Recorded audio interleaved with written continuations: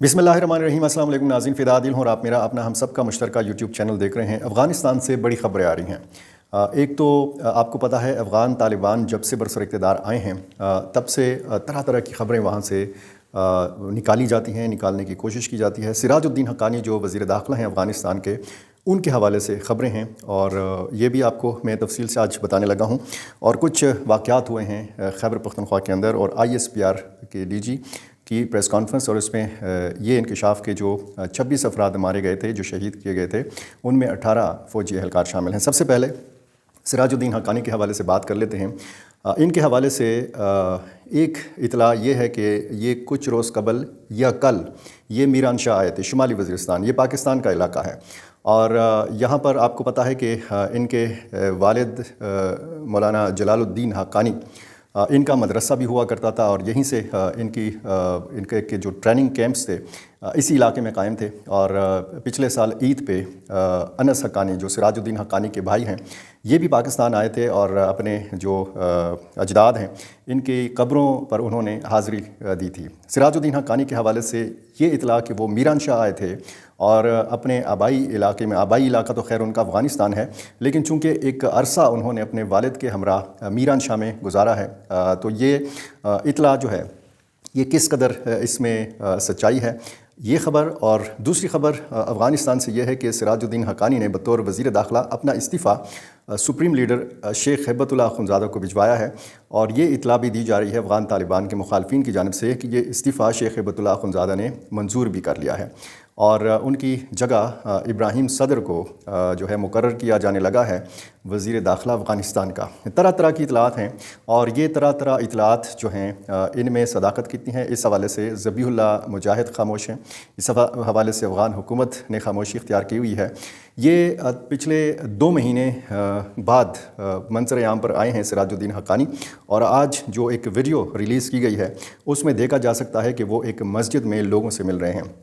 लोग उनके साथ मुसाफ़िया कर रहे हैं, लोग उनके साथ बगलगीर हो रहे हैं, लोग जो हैं ये उनके साथ तस्वीर भी बनाने की कोशिश कर रहे हैं। जहाँ भी सिराजुद्दीन हक्कानी जाते हैं उनका भरपूर इस्तकबाल किया जाता है और फिर 2 महीने बाद उनका इस तरीके से मंज़र आम पर आना और बीच में 2 महीने की खामोशी, या फिर ये कहना कि जी वो अपनी वज़ारत में, अपने जहाँ पे उनका दफ्तर है काबुल में, यहाँ पे वो कई हफ़्तों से नहीं गए, कई महीनों से वो नहीं गए। और इस दौरान कुछ ऐसी चीज़ें आईं कि जिससे ये तासुर देने की कोशिश की गई कि अफ़गान तालिबान के बीच में बहुत सख्त इख्तिलाफ़ात हैं और ये इख्तिलाफ़ात इस हद तक संगीन हो गए हैं, इस हद तक ये चले गए हैं कि अब सिराजुद्दीन हक्कानी को जान का ख़तरा है। बिल्कुल ये बात दुरुस्त है कि सिराजुद्दीन हक्कानी को जान का ख़तरा है, लेकिन उनकी जान को किस से ख़तरा है, ये एक अहम सवाल है। अलहाज खलीलुर रहमान हक्कानी जो सिराजुद्दीन हक्कानी के चचा थे और मौलवी जलालुद्दीन हक्कानी के भाई थे, वज़ीर थे मुहाजिरीन और आबादकारी के, उनको जब शहीद किया गया अपनी वज़ारत की बिल्डिंग के अंदर, ख़ुदकुश हमले का निशाना बनाया गया, तो ये भी बताया गया कि एक तो वो हमला दाइश ने किया था, दाइश खुरासान ने उसकी ज़िम्मेदारी कबूल की थी, लेकिन ये बताया जा रहा है कि उस वाक़े की जब तहक़ीक़ात सामने आईं तो और हक्कानी ख़ानदान को ये पता चला और सिराजुद्दीन हक्कानी को ये मालूम हुआ कि तहक़ीक़ात में कुछ और चीज़ें निकली हैं, तो उन्होंने एक तो पहले वो मुत्तहदा अरब इमारात गए, उसके बाद उन्होंने उम्रे के सिलसिले में सऊदी अरब का सफ़र किया। जब वो वापस आए तो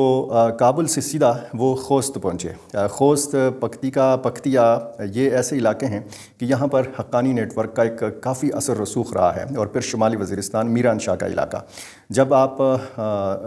सोवियत यूनियन की अलगार देखते हैं, रूस और अफ़गानिस्तान की जंग देखते हैं या जिहाद का ज़माना देखते हैं, तो उसमें मौलवी जलालुद्दीन हक्कानी का एक किरदार था। और फिर बाद में जो मुज़ाहमत हुई अफ़गानिस्तान में अमेरिका की नेटो फोर्सेस की, उसमें भी हक्कानी नेटवर्क ने इंतहाई अहम किरदार अदा किया।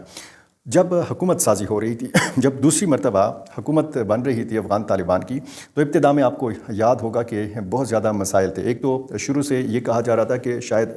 मुल्ला अब्दुल गनी बरादर को कोई अहम ओहदा जो है या हुकूमत की सरबराही या सुप्रीम लीडरशिप जो है ये दी जा सकती है, लेकिन बाद में हमने देखा कि कुछ दिन तक तनाज़ात रहे, कुछ दिन मुशावरत में लगे और फिर शेख हैबतुल्लाह अख़ुंज़ादा को मुकर्रर किया गया, उनके नाम पर जो है इत्तेफ़ाक किया गया। आज सूरत हाल ये है कि सिराजुद्दीन हक्कानी और शेख हैबतुल्लाह अख़ुंज़ादा के माबैन इख्तिलाफ़ात की خبریں جو ہیں یہ بڑا تسلسل کے ساتھ آ رہی ہیں، اور میں گزشتہ ایک چند ویڈیو میں آپ کو بتا چکا ہوں کہ بیچ میں اختلاف رائے ضرور موجود ہے مختلف ایشوز کے اوپر، لڑکیوں کی تعلیم کے معاملے پر، کچھ انسانی حقوق کے معاملات کے حوالے سے، کچھ ایسے احکامات ہیں، کچھ ایسے اندرونی معاملات ہیں افغانستان کے کہ ان معاملات کے حوالے سے شیخ ہیبت اللہ اخندزادہ اور کچھ افغان وزیروں کے مابین اختلاف رائے پایا جاتا ہے۔ اب ملا یعقوب مجاہد جو ملا عمر کے صاحبزادے ہیں، یہ وزیر دفاع ہیں، ان کے حوالے سے بھی یہ خبریں بڑا تسلسل کے ساتھ پھیلائی جا رہی ہیں کہ ان کو سائیڈ لائن کیا گیا ہے۔ شیر عباس ستانکزئی، ان کی باتیں، ان کی تقاریر اور ان کا اختلاف رائے وہ آج افغانستان کے اندر موجود نہیں ہیں۔ لیکن اگر فرض کر لیں کہ یہ اختلافات اتنے سنگین ہیں کہ یہ ایک دوسرے کے جانی دشمن بن گئے ہیں، تو کیا سراج الدین حقانی کو شیخ ہیبت اللہ اخندزادہ سے جان کو خطرہ ہے؟ جو قندہاری گروپ کے حوالے سے ایک بتایا جاتا ہے، کیا اس گروپ کی وجہ سے، اس گروپ سے سراج الدین حقانی کی جان کو خطرہ ہے؟ ایسا بالکل نہیں ہے۔ شیخ ہیبت اللہ کی جان کو اگر کوئی خطرہ ہے تو وہ سراج الدین حقانی سے نہیں ہے، سراج الدین حقانی کی جان کو اگر خطرہ ہے تو وہ شیخ ہیبت اللہ اخندزادہ سے نہیں ہے۔ میری جو افغان طالبان کے اندرونی ذرائع سے بات ہوتی ہے تو بڑا مسکرا کر جواب دیا جاتا ہے، اور بڑا معنی خیز جو ہے وہ ہنسی سننے کو ملتی ہے کہ کس قسم کا پروپیگنڈا جو ہے یہ کیا جا رہا ہے افغان طالبان کے حوالے سے۔ ایک تو بتایا جا رہا ہے کہ اگر فرض کیا جائے کہ یہ بہت زیادہ شدید اختلافات ہیں، اور یہ فرض کر لیا جائے کہ سراج الدین حقانی سپریم لیڈر بننا چاہتے ہیں، سربراہ بننا چاہتے ہیں افغان حکومت کے، تو کیا ان کے پاس اتنی فورس ہے کہ وہ قندھار میں اگر کوئی گروپ ایگزسٹ کرتا ہے تو اس گروپ کا مقابلہ کر سکے؟ کیا حقانی نیٹ ورک کے ساتھ اتنے ساتھی جمع ہو گئے ہیں، صرف فورس کی شکل میں نہیں، رہنماؤں کی شکل میں، موجودہ افغان وزیروں کی شکل میں، کہ وہ شیخ ہیبت اللہ اخندزادہ کا تختہ جو ہے یہ الٹ سکتے ہیں؟ بہت طرح طرح کی باتیں ہیں اور بہت عجیب و غریب قسم کے تجزیے مجھے سننے کو ملتے ہیں۔ وہ لوگ بھی اس پر بات کر رہے ہیں کہ جنہوں نے کبھی پاکستان اور افغانستان کی بیچ کی جو پٹی ہے، جو سرحد ہے، وہاں تک انہوں نے وزٹ نہیں کیا، وہ شاید کسی قبائلی علاقے تک نہیں آئے، لیکن وہ پاکستان کے مختلف شہروں میں بیٹھ کر اور دنیا کے کسی دوسرے ملک میں بیٹھ کر ایسے تجزیے مارتے ہیں کہ جس کو دیکھ کر پھر ہنسی بھی آتی ہے اور افسوس بھی ہوتا ہے۔ اب یہ خبر کہ سراج الدین حقانی میران شاہ آئے، میران شاہ میں انہوں نے کئی راتیں گزاریں، یہ اب سوال اٹھتا ہے کہ اگر وہ واقعی میران شاہ آئے تو انہوں نے کس قسم کی یہاں پہ ملاقاتیں کی، کس قسم کی ان کی سرگرمیاں رہیں، اور یہ جو ویڈیو جاری کی گئی ہے ان کی خوست میں جو موجودگی ہے وہ بتائی گئی ہے، اور یہ بتایا گیا ہے کہ انہوں نے جمعے کی نماز خوست میں ادا کی ہے۔ تو اس ویڈیو کے جاری کرنے کا اتنا طویل عرصہ بعد مقصد کیا ہو سکتا ہے؟ کیا یہ مقصد ہے کہ سراج الدین حقانی اب واپس آ رہے ہیں، سراج الدین حقانی اب اگلی مرتبہ کابل میں نظر آئیں گے، یا ان کی سرگرمیاں کچھ اور ہوں گی؟ یہ جو ویڈیو میں نظر آتا ہے، سراج الدین حقانی باقاعدہ مسکرا کر لوگوں سے مل رہے ہیں، اور یہ آنے والے دنوں میں پتہ چلے گا کہ صورتحال کیا ہے۔ ذبیح اللہ مجاہد کی خاموشی، شیخ ہیبت اللہ اخندزادہ کی اس حوالے سے خاموشی، خود سراج الدین حقانی جو ہے اس معاملے پر لب کشائی نہیں کر رہے،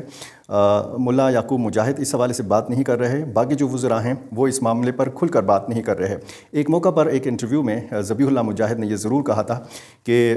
کچھ نظریاتی اختلافات ہیں، کچھ فکری اختلافات ہیں، جب بھی مجلس ہوتی ہے، جب بھی مشاورت ہوتی ہے تو اس میں ایک جانب سے ایک رائے آتی ہے، دوسری جانب سے دوسری رائے آتی ہے، اور مجلس شورا کا مقصد ہی یہی ہوتا ہے کہ مختلف قسم کی آراء وہاں پہ سنی جائے۔ اختلاف رائے موجود ہے، لیکن یہ اس قسم کا اختلاف نہیں ہے کہ یہ ایک دوسرے کے خلاف بندوق اٹھائیں اور ایک دوسرے کی جان کے دشمن بن جائیں۔ اب نئی خبر جو ہے وہ ان کے استعفے کے حوالے سے دی جا رہی ہے۔ افغان طالبان کے جو مخالفین ہیں، یا افغان طالبان کا جو مخالف میڈیا ہے وہ، اور سابق جو افغان حکومتوں میں عہدے دار رہے ہیں، وہ ان خبروں کو بڑا مزے لے کر پھیلاتے بھی ہیں اور ان خبروں کا بڑا مزہ لیتے بھی ہیں۔ تو صورتحال کافی جو ہے وہ تشویشناک تو اس لیے ہے کہ خاموشی ہے ہر طرف سے۔ بعض چیزیں ایسی ہوتی ہیں کہ ان کی تصدیق کرنا بہت مشکل ہو جاتا ہے۔ یہ جتنے بھی صورتحال ہے، جتنے بھی خبروں کی صورت میں، افواہوں کی صورت میں یا پروپیگنڈا کی صورت میں ہیں، وہ ساری تفصیل میں نے آپ کے سامنے رکھ دی۔ آنے والے کچھ دن جو ہیں انتہائی اہمیت کے حامل ہیں، کیونکہ افغانستان کے صرف اندرونی معاملات نہیں ہیں، افغانستان کا اگر کچھ داخلہ معاملات ہیں تو کچھ خارجہ معاملات بھی ہیں، خصوصاً پاکستان کے ساتھ جو افغانستان کے معاملات ہیں وہ انتہائی تشویشناک ہیں۔ بنو کینٹ کا حملہ وہ بتایا گیا کہ جی اس میں 4 یا 5 جو حملہ آور تھے ان کا تعلق افغانستان سے تھا۔ پھر جعفر ایکسپریس کو جس طریقے سے BLA نے یرغمال بنایا، آج بھی DG ISPR نے پریس کانفرنس کی وزیر اعلیٰ بلوچستان کے ہمراہ، اور انہوں نے کہا کہ اس کے ہینڈلر جو تھے یہ افغانستان میں تھے اور یہ حملہ کیا بھارتی ایجنسی را نے۔ اس پریس کانفرنس میں انہوں نے بتایا کہ اس میں جو مسافر مارے گئے یہ 26 مسافر مارے گئے۔ اس سے پہلے بتایا گیا تھا کہ جی 21 مسافر مارے گئے اور فوجی اہلکاروں کے بارے میں نہیں بتایا گیا تھا۔ آج یہ بھی بتا دیا گیا ہے کہ 18 فوجی اہلکار اس میں شہید ہوئے۔ 4 کا تو انہوں نے آلریڈی FC اہلکاروں کی شہادت کے حوالے سے بتایا تھا کہ وہ آپریشن میں شہید ہوئے تھے، اور 33 جو حملہ آور تھے یا جو اغواکار تھے یا جو BLA کے لوگ تھے یہ مارے گئے تھے۔ ایک افسوسناک واقعہ جنوبی وزیرستان میں ہوا، جہاں پہ نماز جمعہ کے دوران